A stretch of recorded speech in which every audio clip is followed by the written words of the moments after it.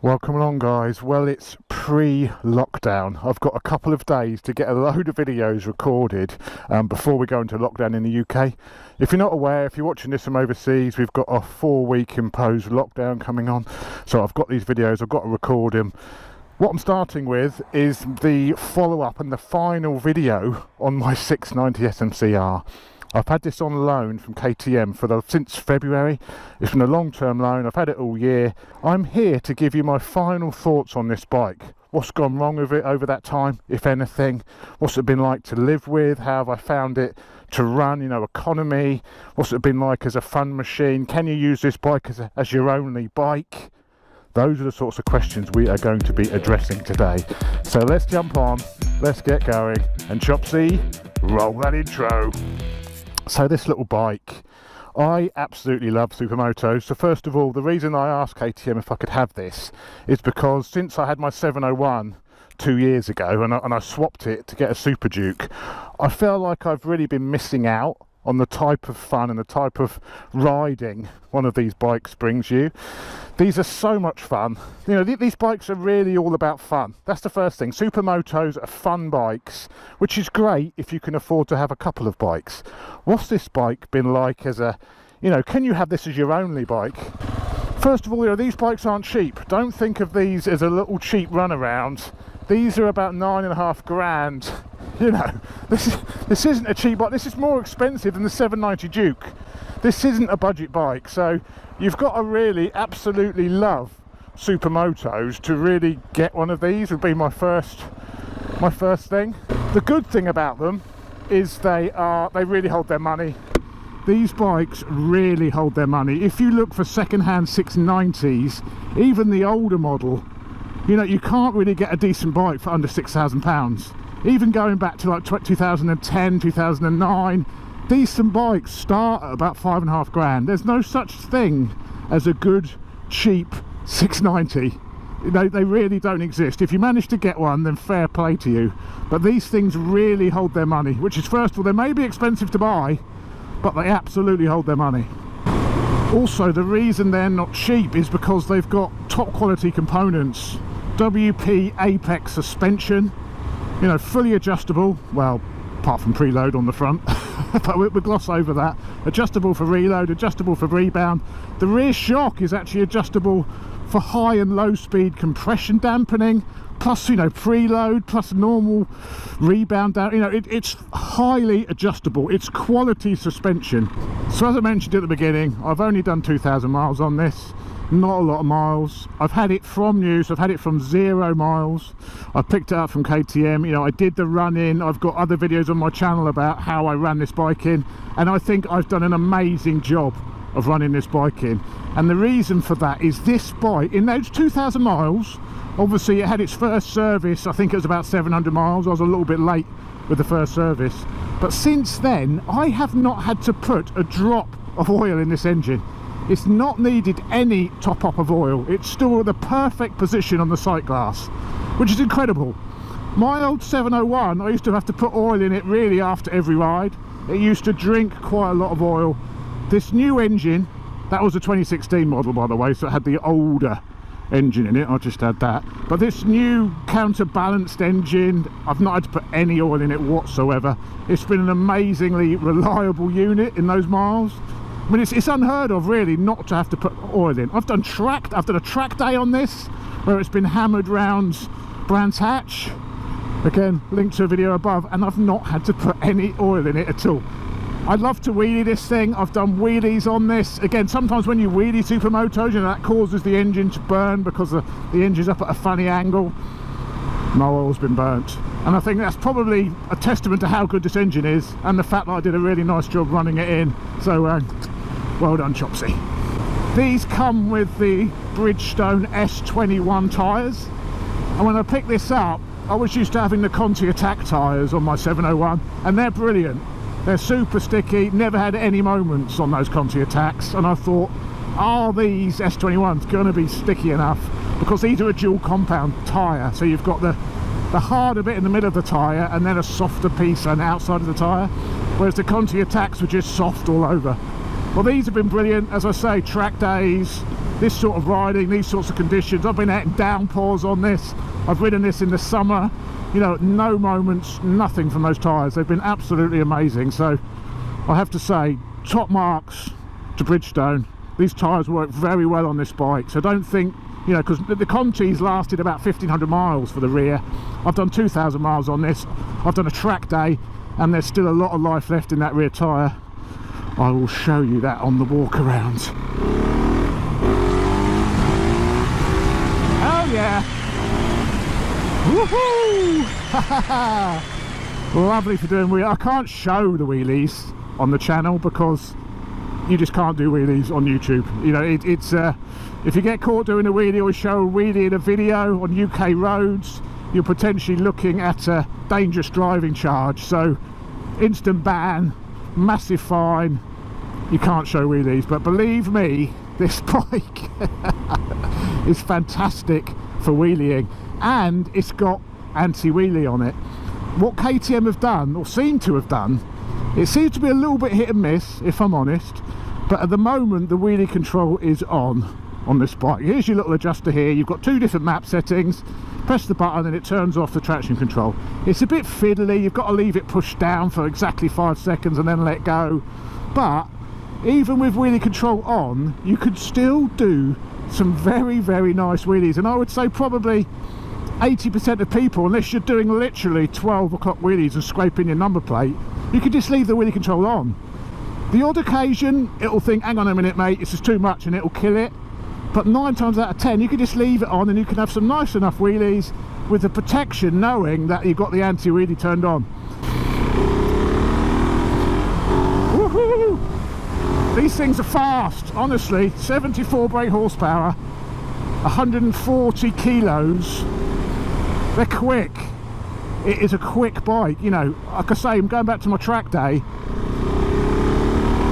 Much faster bikes, you know, proper middleweight nakeds were struggling to get away from me on this. Well, they weren't getting away from me, to be honest, on the actual track, but even on the straights. These things are quick. And that new engine, I think the new engine is about 5 brake horsepower up on the old engine, so it's a lot more punchy. There's a lot more top end on this engine. I've ridden Womble's 2016 701 recently, which is the same as the one I had, and that engine is a lot less revvy. It won't rev, you know. It's all about the grunt, but it really runs out of legs at the top. This has got another 1,000 RPMs at the top, and it pulls all the way to the red line as opposed to flattening off like it does on the early 701s and the early 690s. So this engine's incredible. They've also added an extra counterbalancing shaft into the cylinder head, and for a big 700cc single, it is so smooth. You get you get a little bit of vibration through the bars, a little bit. If you're holding on too tight on a long trip, it can become a little bit buzzy on your hand. Not buzzy, but just, you know, those vibes through your hands. You have to not hold on too tight, but it's half the vibrations of the old engine. It's incredible, the engine on this bike. It's a big improvement over that old 690 lump. The new 690 also has no hands. It also has a blipper and a quick shifter. The quick shifter's pretty good. You know, I tend to use the clutch if I'm just changing up at low revs. I just use the clutch. The quick shifter's okay. It can be a little bit clunky. It's all right if you do it a bit more at the higher rev range, but the quick shifter's okay, I would say. It's not the best quick shifter I've ever used, but the blipper is amazing on this. The blipper's fantastic, so it's worth having it just for the blipper. Quick shifters, yeah, quick shifter's okay. Very much dependent on how your chain is tensioned and all the other factors which affect a quick shifter, but the blipper is mwah. A lot of people also ask, you know, can you have this as an only bike? Yes, you can. You know, it will cruise at 75 miles an hour on the motorway, no problem at all. It's quite windy because you're obviously quite high up on this, so you do get a lot of wind blast when you're on the motorway, but the engine will cruise along at 75, no problem. These will do about 125 flat out. I think I got about 120 at Brands Hatch on it, on the speedo of course, but I think they do 125 indicated, no problem. So 75, you know, is cruising. You can cruise at 75, 80. If I'm on a long way on the motorway on the bike, I tend to fluctuate between 70 and 80 and sort of fluctuate around that range. It can do that all day, honestly. That you can use this on the motorway, no problem. Which means you could go on a bit of a trip on this. You could go on a bit of a tour on this, no problem. You can get some aftermarket panniers to go on the back, and you could go on tour on a 690, no problem at all. It's a great bike for commuting because you're high up, you know, you can see over the traffic. The bars are quite wide, so it can be a bit tight if you're filtering, but you've got a lot of control. You know, you can steer this thing so precisely, you really can just nip through the traffic. So yeah, you can use this as a commuter. You could go on tour on this, as long as it wasn't too ridiculously far. The fuel consumption is brilliant. Now, this has got a 13-litre tank, which will get you to about 140 miles if ridden sensibly on a full tank. So, you know, it sips fuel, which is another reason I love it. You can come out and ride around for the evening, and it costs you like a £5. And you compare that to riding a litre sports bike around, and it's incredible value.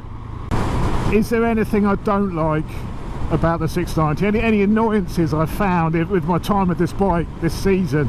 Well, there's a couple of things I wish it had. I wish it had a better display.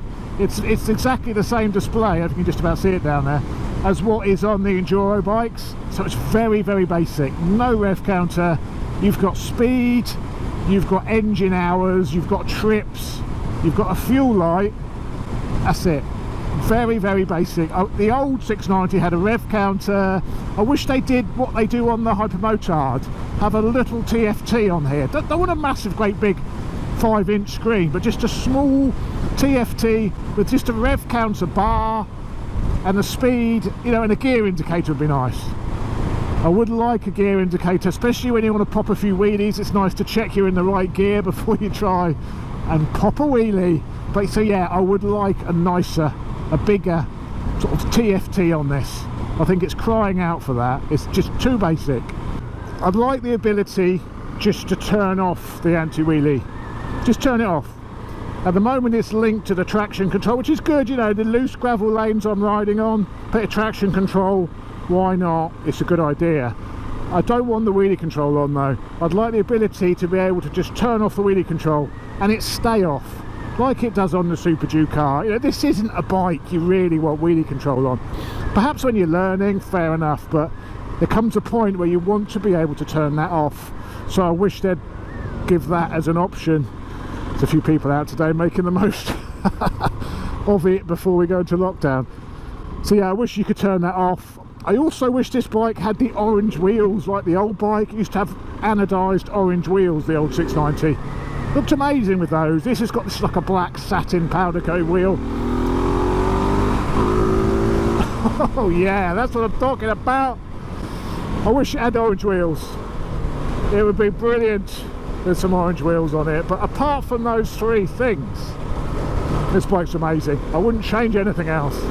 This bike has got the power parts comfort seat on it. It makes a massive difference. The standard seat is very, very hard. You know, every hour you've got to get off. If you're on the bike for more than 3 hours, it becomes tiresome on your body. It's a quite thin seat. I'll show you in a walk around, but it's quite a thin seat, so you sort of, your ass hangs over the seat either side. Well, it does with my ass anyway. So, you know, you need more padding. So the power part seat though, the comfort seat on this, I found it to be great. It means you can stay on the bike for a couple of hours without too much arse trauma. I wouldn't say you could still ride the bike all day, but you can certainly go out and ride it 5 hours in a day without too much problem. And you know, I do suffer from a sore body. Well, I'm going to stop on this little quiet road and give you a little bit of a walk around. Give the sheeps a bit of a treat. So there she is, my lovely, well, not mine, unfortunately, it's KTM's. I'm actually thinking of buying this bike from them. I mean, when I borrowed it, the agreement was that there could be potential for me to buy this bike at the end of the loan. Because I know exactly what's happened to this, that's why I've run it in so well, because I thought, you know what, I may end up buying this at some point. So I'm in some negotiations with them now as to whether I buy this. My thing being, I'm going to buy it. If I do buy it, I'm going to do like a build project on it. I'm really going to go to town on it. Rottweiler intake, full system, probably a custom graphics kit on it. You know, I'm going to go to town on this bike. I know I've got the hypermotard, and that won't stop the hypermotard build also going on when I finally get the cylinder heads, but I think this could be another. Oh yeah, I think this is going to be another build project. So yeah, I'm just in final negotiations with them, so I may not be giving this back.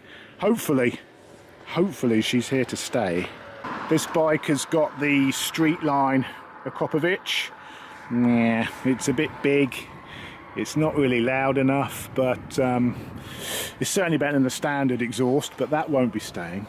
It's got the little Akropovich trim piece, the carbon, Brembo discs and Brembo caliper. It's absolutely filthy now. I'm going to have to clean this now. I'm not happy about that. Oil level, as I say, this has not changed since the bike had its first service. It's got a full window of oil when it's leaning upright on the off the stand when it's warm. Loads, you know, it's unbelievable. I can't believe I've not had to put oil in that engine. I can't believe it. The Bridgestones, as I say, these have got 2,000 miles on them.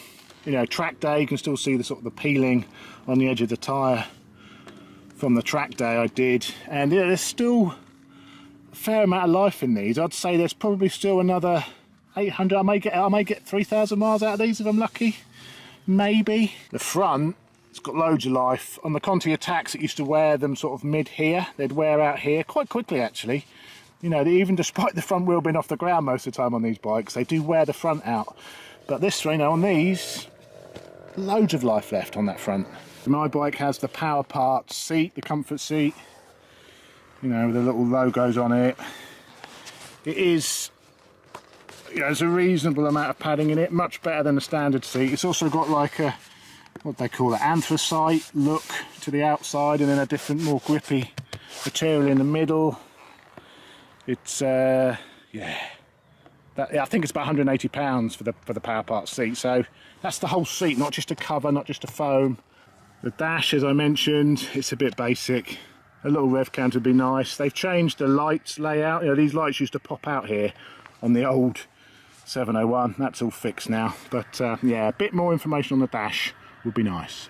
That's the traction control button, as I mentioned. That changes the map. That turns off the traction control, so it's okay, it's good enough. The rest of the controls are very simple, you know, just a high and low beam, indicators and a horn. You know, start button and a switch on and off. It's all very, very simple. It's all very, very basic from an operation point of view. So there she is, the 690 SMCR. Let's jump back on. I must say, I know Nox are a sponsor and all that, but I've been trying out a bit more of the Nox gear. It's, you know, because they're a channel sponsor, they sent me all their, you know, their new kit. So I've got the waterproof jackets and their layering system, and I've got these Orca gloves, I think they're called, which still have the bow attachment, but they're brilliant for this sort of bike, because what I tend to find with the Handroids, because they've got the armoured fingers, they can, if you're going to do some wheelies and pop and flick the clutch in, it can catch on the armoured bit. So for riding supermotos, these are much better, and of course these can be used off-road as well. So I must say I am loving the Nox gear I've been using recently, so massive thanks to Nox, Planet Nox. I'll put a link to the description to their website. Their kit is unbelievable, really, really good quality kit. An English family run business, so big up to Nox. So there we go, that is about it really. This could be the last time you're going to see me at this rate.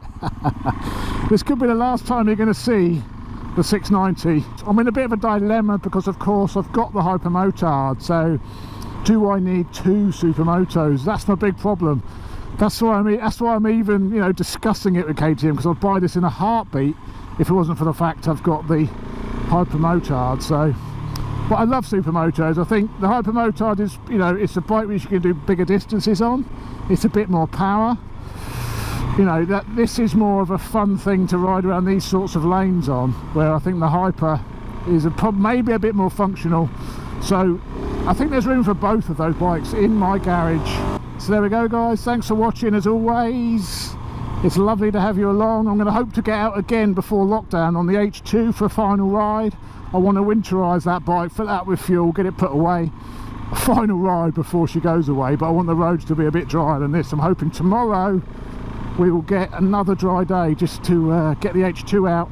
Also, I've got the GSX S at home, which I've ridden a couple of times but not done a video on. The GSX S1000, it's great, so I want to bring you a video on that, so I'm hoping to get on that tomorrow as well. So I've got a lot to squeeze in before lockdown. When we go into lockdown, I'm going to be doing a kit review, my riding cameras, what I use to record, how I get the shots out the back, what sort of backpack I use to do that. So I'm going to go for a bit of a kit review. Also going to do maybe a live stream as well. I may have already done the live stream by the time this video comes out, but if not, keep your eyes peeled. I'm going to be doing a live stream just to have a chat with you guys live. That's always good fun. I've not done one for about 6 months, maybe longer.